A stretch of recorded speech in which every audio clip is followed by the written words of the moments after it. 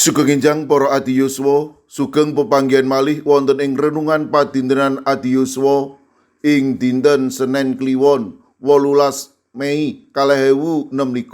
Sumangga dinten punika kita nampeni jejer caos syukur.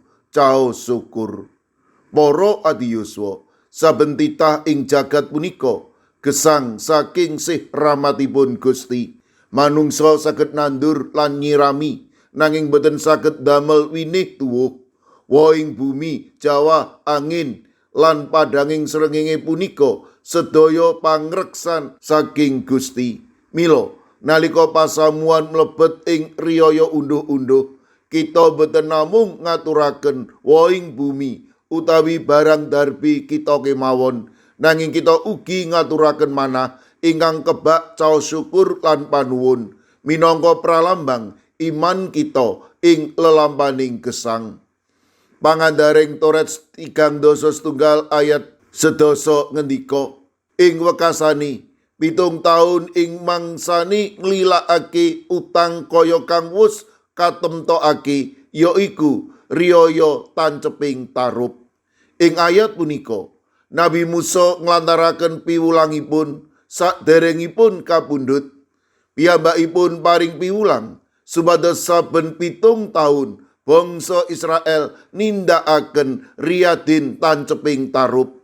Riyadin punika gadah kalih pralambang agung sepisan minangka pepemut bilih leluhuripun bangsa Israel nate ngumbara ing ora-ora samun gesang ing pondok ingkang prasaja, nanging tansah dipun ayomi dening Gusti. Ing ngriku tarup dados pralambang katentreman ing satengahing kaudenan ingkang ringkih, pralambang bilih Gusti Allah boten nate nilaraken umatipun. Kapindho minangka pepesthen panen, nalika woh bumi kasembadan umat sami ngaturaken panuwun.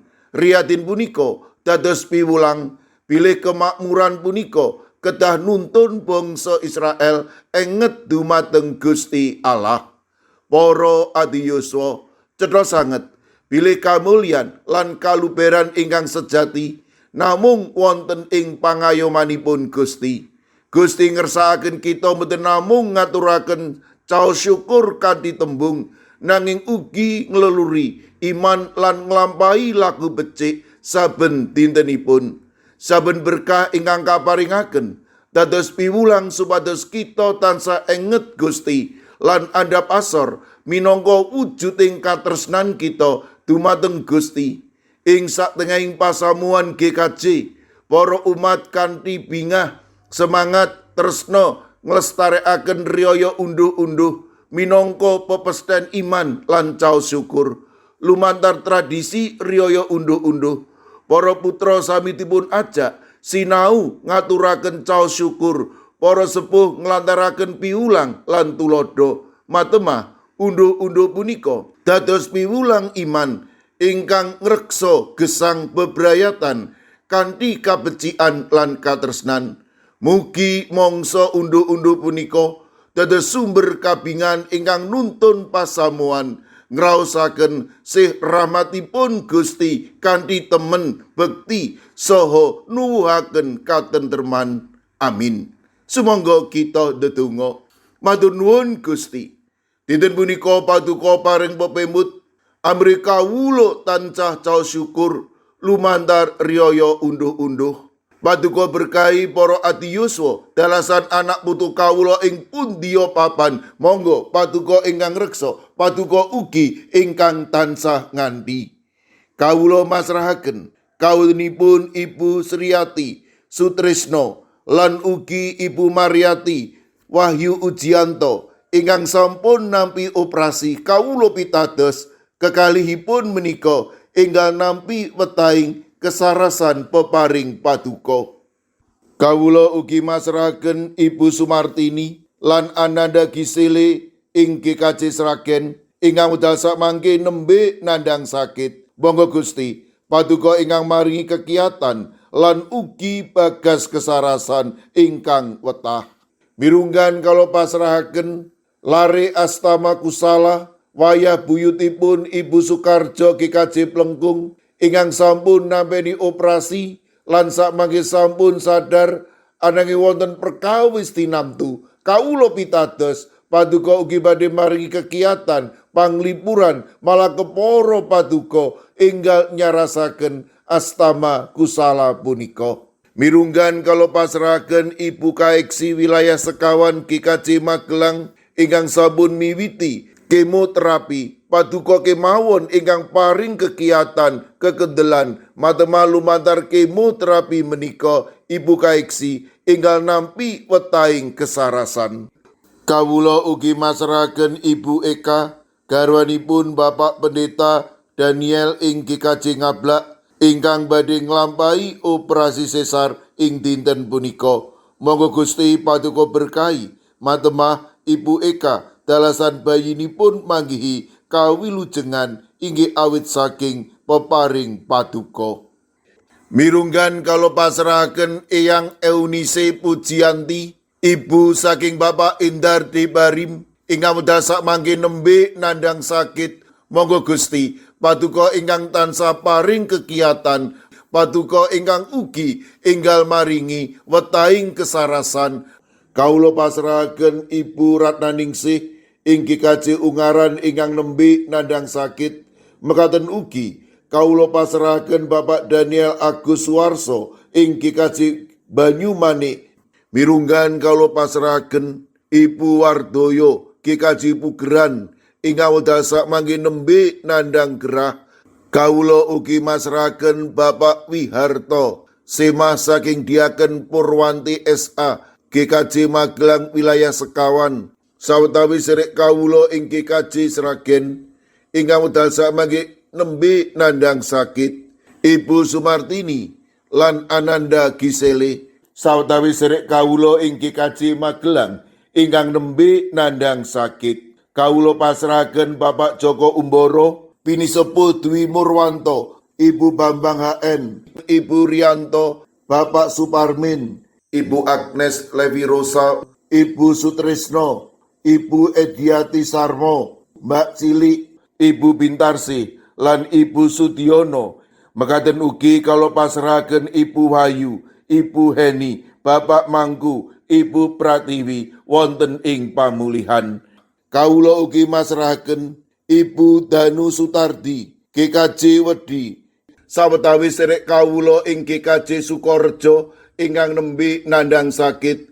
Bapak Sobri Pranoto, Bapak Roger Antoni DL, Bapak Kadaryanto, Bapak Samuel, Ibu Tumini, Ibu Susmi, Ibu Sukarmi, Bapak Untung Basuki, Bapak Adityo, Bapak Winoto. Sawetawis sedherek kawula ing GKJ Guntur Geni, Bapak Y Sudenal, Bapak Y Rasidal, Ibu Sartini, Bapak Ibu Supriyono, Ibu Joni, Ibu Daniel Suharyanto, Ibu Pratono, Bapak Stefanus Ngadiono. Sedherek kawula ing GKJ Sragen, Bapak Bambang Kristono, Bapak Joko Prayogo, Bapak Tri Nugroho, Bapak Adi Sungkono, Ibu Astuti Purnaningsih, Bapak Warsito Riyadi, Bapak Suyanto, lan Ibu Sumiati. Mekaten ugi Ibu Kristina Sri Suparwanti Ningsih ing Gunung Kidul.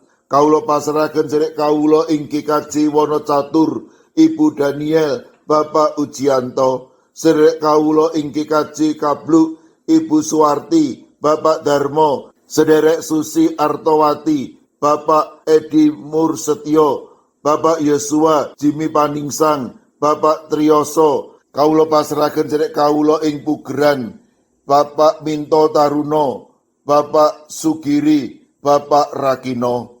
Mekaten ugi sedherek kawula ing KKJ Antp Salatiga, Ibu Paini, Ibu Jumini, Ibu Juminah, Bapak Joko Wahyu Adi, Bapak Kustam, Bapak Sukiman, Bapak Slamet Mulyono, Ibu Tuminem, lan Mbah Jah. Kawula pasrahaken sedherek kawula ing KKJ Telepok, Ibu Wiryo Sumarto, Bapak Yutam, Bapak Karyati.